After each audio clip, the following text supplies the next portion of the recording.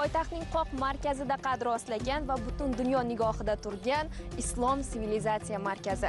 Ha, haqiqatdan ham bu yer muzey, ilm-fan va madaniyat o'chog'iga aylandi.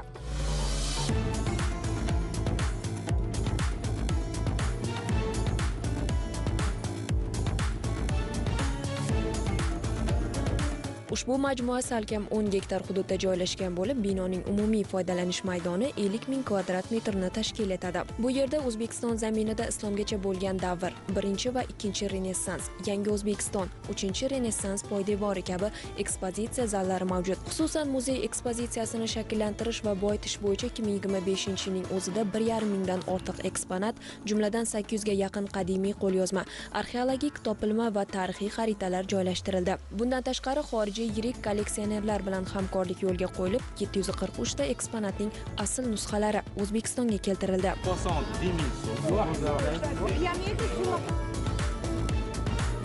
Islom sivilizatsiya markazi ish boshlashi bilan sayyohlar oqimi yanada ortganligini alohida qayd etish zarur. Ayniqsa, ekskursiyalar uchun keluvchilarga barcha sharoitlar va imkoniyatlar hozir qilingan. Bino o'z me'moriy qiyofasi bilan ilk nigohdayoq hayrat uyg'otadi. Bu yerda shakl va mazmun uyg'unligi shunday ishlanganki, gumbazli unsurlar, simmetriya va detallarga bo'lgan yuksak e'tibor kishiga o'zgacha his beradi. Balandligi qariyb 34 metr bo'lgan 4 ta muhtasham peshtoqqa ega 3 qavatli binoning markaziy gumbazi 65 metrga yetib, butun majmuaning me'moriy ohangini belgilab beradi. Bu yerda ortiqcha jihatning o'zi yo'q, aksincha an'analarga va merosga bo'lgan cheksiz hurmat sezilib turadi. Islom sivilizatsiya markazi asosan 5 ta zaldan iborat. Birinchisi bu asosiy Qur'on zali va uning 4 tomonida esa 4 ta zal joylashgan. Har biri esa bo'limlarga bo'linadi va har biriga alohida mavzuda urg'u berilgan. Biz hozir shon sharaflar zalida turibmiz. Bu yerda hozir esa Qur'on zalida Qur'on oyatlari nozil bo'lish jarayoni ko'rsatiladi va o'zgacha bir atmosferaga ham ega. Buni birgalikda kirib hozir tomosha qilamiz.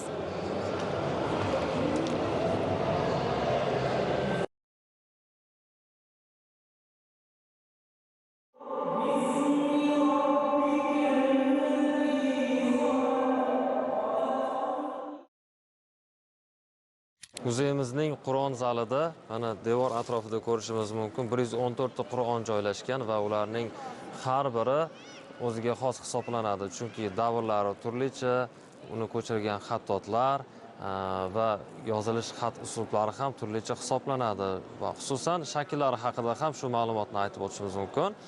Ularning ba'zilari juda ham mitti hisoblansa, ba'zilari ulkan hajmga ega ekanligi bilan alohida ahamiyatga ega. Mana masalan, mana shu mitti Qur'on 8 burchak asosida ishlangan. Ko'rib turibsiz, dastlabki oyatlari taxminan 1 santimetr hajmda joylashtirilgan. Undan keyingilari kattaroq hisoblanadi. Lekin bu varaqni umumiy hajmi 4,5 santimetr, qalinligi 1,5-2 santimetr chiqadi. Va mana shu 16-asrda xattotlik san'atini qanchalik taraqqiy etib, mana shunday murakkab tarzdagi bitiklarni ham yoza olganliklarini ko'rsatadi va bu ajdodlarimizni Qur'onga bo'lgan ixlosini ham namoyish etadi. Bir katta Qur'on ko'chirishligi bilan, bir kichkina Qur'on ko'chirishligi bilan va o'sha davrda mavjud bo'lgan barcha xat uslublarida yozganliklari bilan ular o'zlarini unga bo'lgan mehr muhabbatligini namoyish etishgan. Ma'lumot o'rnida Prezident Shavkat Mirziyoyev Islom sivilizatsiyasi markazining rasmiy ochilishida ishtirok etib, quyidagi fikrlarni keltirgan edi. Bu maskan bilan tanishgan har bir odam, ayniqsa yoshlarimiz islom dinining gumanistik mohiyatini anglab yetadi. Qanday ulug' meros egasi ekanini his etib, qalbi iftixorga to'ladi. Bugun shunday bo'ldi. Markazga kelgan kishi borki, bu yerning salobati, o'zgacha muhiti, tarixiy va ilmiy ahamiyatini his etmasdan ketmaydi. Ayniqsa muqaddas kitoblarning asl nusxada ko'rgazmaga qo'yilishi ilmiy merosimizni naqadar boy ekanligidan darak bermoqda. Hozirda muzeyimizdagi barcha eksponatlar haqida to'liq ma'lumot berishga imkoniyatimiz yo'q. Shu sababli qisman aytib o'tamiz. Masalan, Alisher Navoiyga tegishli mana Xamsa dostonining bir tarkibi hisoblangan Xayrotul Abror dostoni haqida agar ma'lumot beradigan bo'lsak, bu ham xuddi hozirda biz gaplashgan xattotlik san'ati asarlari kabi yana bir go'zal namuna hisoblanadi. Bu yerda o'z davrini mashhur xattotlari, biz bilamiz Sultonali Mashhadiy, Mirali Tabriziy va boshqa iste'dod egalari bo'lgan, shular tomonidan ko'chirilgan mana she'rni ko'rishimiz mumkin. Alisher Navoiy tomonidan Turkiyada yozilgan bular va xattotlikdan so'ng buni boshqa ustalar o'zlari navbati bilan olib naqshlarni chizishgan, keyin zahoflar bunga oltin bilan zarxallashgan va kitob mana shunday holatga kelgan. Umuman olganda bunday kitoblarni tayyorlanishi uchun taxminan 10 tacha mahorat egalari mehnat qilishgan va hozirgi kunda bu biz uchun shedevr asarlardan hisoblanadi.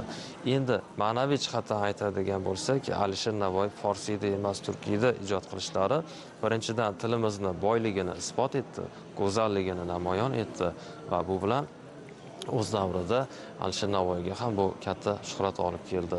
Va shu sababli Husanboy Qaro u kishini hurmatlash, xalq orasida obro'sini ko'tarish uchun otga mindirib Hirot ko'chalarini aylantirib chiqqanlar va bu suratni ham biz tasvirlab o'tganmiz. Bu yerda ko'rishimiz mumkin bo'ladi hozirda.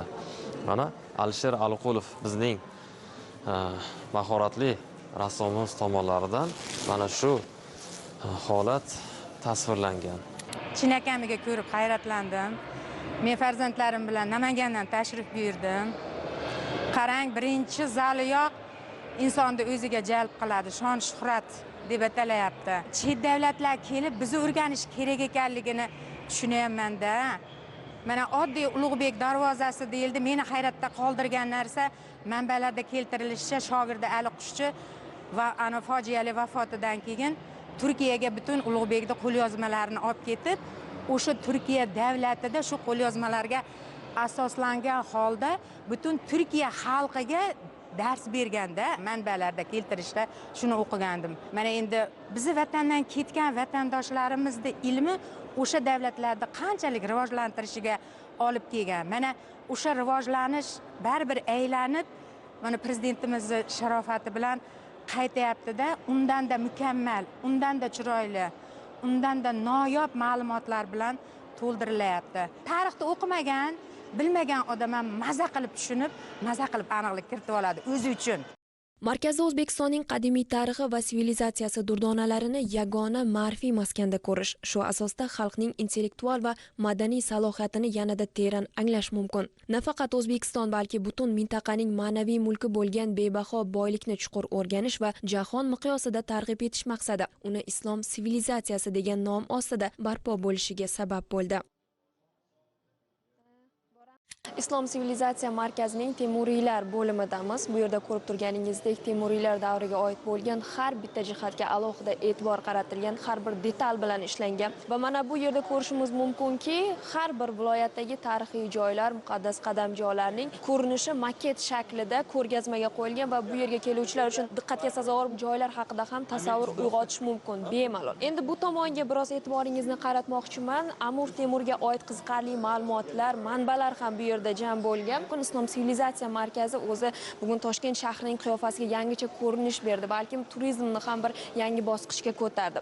Umuman bu yerda Temuriylar haqida ma'lumotlar juda ham ko'p. Zal bo'ylab, yo'laklar bo'ylab Temuriylarning barcha avlodlari tasvirlangan, sun'iy intellekt orqali ham video lavhalar, video ma'lumotlar taqdim etib boriladi. Bu o'sha davrni yana bir bor jonlantirishga kelgan kuzatuvchilarga tarixni ochiq, oydin va o'sha rang tasvirlar orqali bemalol ifodalashga ham xizmat qilyapti. Biz endi keyingi hozir bo'limga o'tyapmiz. Bu yerda o'sha Shohruh Mirzo hayotiga oid manbalar, tarixiy bir eksponatlar va ajoyib muqaddas kitoblar ham yig'ilgan, bu yerda ko'rgazmaga qo'yilgan. Biz Islom sivilizatsiya markaziga Qashqadaryo, Qarshi shahridan keldik, oilaviy. Birinchi o'rinda tuzilishi, tashqi ko'rinishi yoki dizayniga gap bo'lishi mumkin emas. Go'yo islomgacha bo'lgan davr va hozirgi davrga yashab o'tgandek bo'ldim. Hammaga maslahat beraman. Shu 7 yoshdan 70 yoshgacha bo'lgan butun xalqimizga. Va menga eng yoqqan qulay tomoni to'lovi ham juda qulay narxda, ya'ni hammani kuchi yetadigan narxda ekan. Farzandlarimiz bilan birga kelsak, Xudo xohlasa, vatanparvarlik ruhi shakllanadigan darajada ma'lumotlar berilgan. Hali ham bizda vaqt juda kamlik qildi. 2 soatga emas, 24 soat aylanib chiqsa, yana ham ko'proq ma'lumot olamiz deb o'ylayman. O'qituvchiman, o'quvchilarim bilan kelaman deb niyat qildim. Umuman boshqa taassurot bilan chiqib ketyapman. Bu yerda ertalab soat 9 dan boshlab hamma mehmonlarimiz kirib kelishadi. 7 yoshgacha bo'lgan bolalarimizga tekan, 7 yoshdan 17 yoshgacha bo'lgan o'smir yoshdagi bo'lgan bolalarimizga 25 ming so'mdan, undan yuqorilariga 60 ming so'mdan kiriladi. Agar individualniy aylanamiz desa, unda 120 ming so'mdan kiriladi. Yigitlar aylantirib chiqishi hammasi o'sha narx ichida bo'ladi. Har bir guruhimizda 30 tadan odam bo'linadi. Unda kelishganda har biriga quloqchinlar beriladi. O'sha gidlar orqali chiqib 2 soat mobaynida aylanib kuzatib chiqishadi. Bizda keyin sayyohlarimiz uchun alohida ularda o'smir yoshda, kichkina yoshdagi bolalar uchun $10 hisoblangan, katta yoshdagilarga $25 hisoblangan narxlari, biletlarni. Hozirgi kunda sayyohlarimiz juda ham ko'p kelishmoqda. Bayram kunlari odam oqimi juda ko'p bo'lyapti. Shu O'zbekistonning o'zida ham odamlarimiz juda ham ko'p hozir kelayotgan mehmonlarimiz. Chiptalarni onlayn olsa ham bo'ladi. Bir kun oldin kelib buyurtma qilib olsa ham bo'ladi. Markazning ushbu bo'limida biz yuqorida ko'rib kelayotgan Temuriylar, qolaversa Shohrux Mirzo, Mirzo Ulug'bek, Zahriddin Muhammad, Bobur, Alisher Navoiy barchasini hayotini mana shu yerda ularga aloqador bo'lgan video lavhalar namoyish etiladi. Biz hozir monitordan iborat bir zaldamiz va gid hamrohligida kelgan kuzatuvchilar bu yerda o'tirib, bemalol tomosha qilib, o'zlariga kerakli bo'lgan xulosalarni chiqarishadi. Darhaqiqat O'zbekistonda islom sivilizatsiyasi merosini o'rganish va targ'ib etish bo'yicha o'ziga xos katta ilmiy maktab shakllandi. Mamlakat bugun o'zining qanchalik intellektual salohiyati borligini dunyoga namoyon etmoqda. Bu borada esa Islom sivilizatsiyasi markazi mintaqaning boy tarixi, madaniyati va ma'naviy merosini o'zida mujassam etgan yirik markazga aylandi.